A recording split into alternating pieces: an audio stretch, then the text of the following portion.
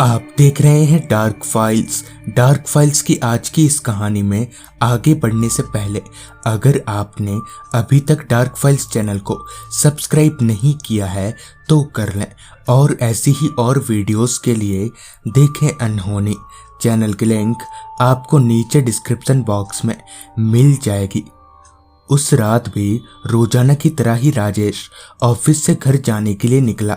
Bike चलाते हुए उसने एक नज़र हाथ घड़ी पर डाली तो वक्त हो रहा था रात के 8:30 बजे का।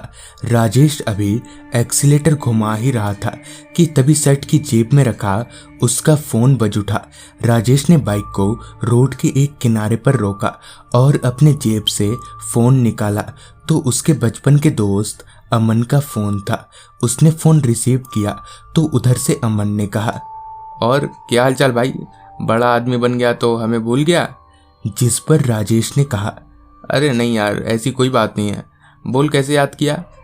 जिस पर अमन ने कहा, कल शनिवार है तो हम कुछ दोस्तों ने थोड़ा चिल करने का प्रोग्राम बनाया था शंभू की दुकान पर, तो तू भी आ जाना कल रात ठीक 9 बजे तक। जिस पर राजेश ने अच्छा ठीक है बोलकर फ़ोन रख दिया और बाइक लेकर घर की तरफ चलता बना। हालांकि राजेश पीता नहीं था मगर उसके दोस्तों के साथ उसे काफ़ी अच्छा लगता था। अगले दिन शाम को राजेश अपने घर पर था और पार्टी में जाने की तैयारी कर रहा था। क्योंकि राजेश अपने घर पर अकेला रहता था तो उसे कहीं भी जाने और कहीं से आने की कोई दिक्कत पेश नहीं आती थी। रात के करीब 8:30 बजे तक राजेश बाइक लेकर अपने घर से निकल पड़ा। बाइक चलाते वक्त वो काफ़ी खुश था क्योंकि वो बहुत वक्त के बाद अपने दोस्तों से मिलने जा रहा था। बाइक चलाते चलाते वो जैसे ही विद्यावती स्कूल के पास पहुंचा वैसे ही उसने बाइक की स्पीड बढ़ा दी। जितना तेज हो सकता था बाइक को राजेश ने उस स्कूल के पास से उतनी ही तेजी से निकाला।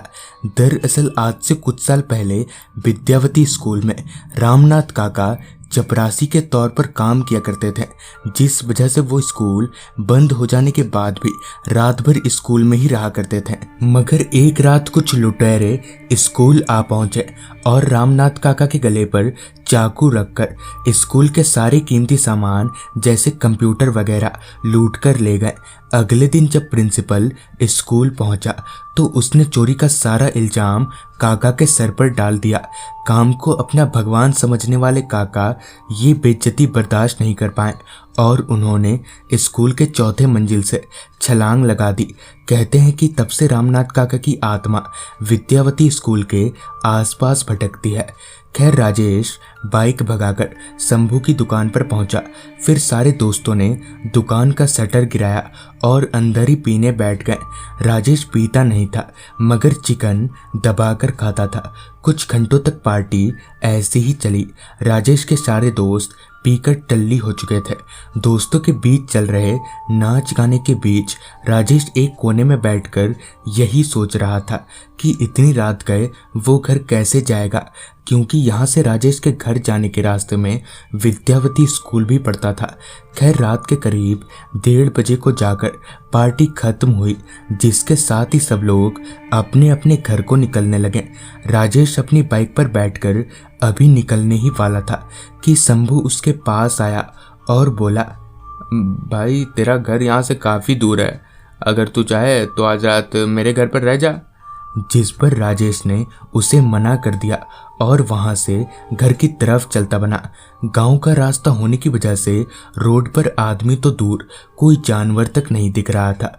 ऊपर से लाइट्स के भी कुछ खास इंतजाम नहीं थे।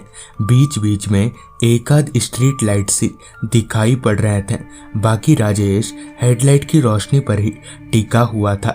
राजेश जितना उस स्कूल के करीब जा रहा था उतना ही राजेश की दिल की धड़कनें बढ़ती जा रही थी। आखिर में राजेश उस मोड़ पर आ ही गया जहां से राइट टर्न लेते ही वो स्कूल आ जाता।